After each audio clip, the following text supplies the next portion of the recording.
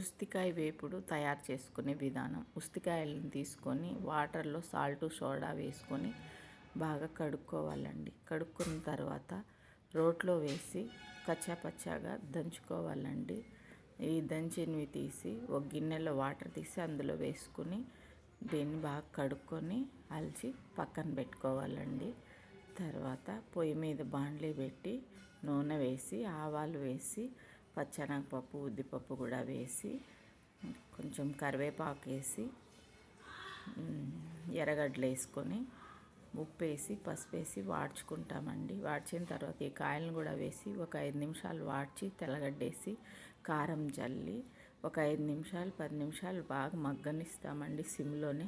తర్వాత దించేటప్పుడు మనము పల్లీల పొడి వేసి దించుకొని వేడివేడి అన్నంలోకి ఈ ఉస్తికాయ తాలింపు పెట్టుకొని తింటే చాలా టేస్టీగా బాగుంటుందండి. ట్రై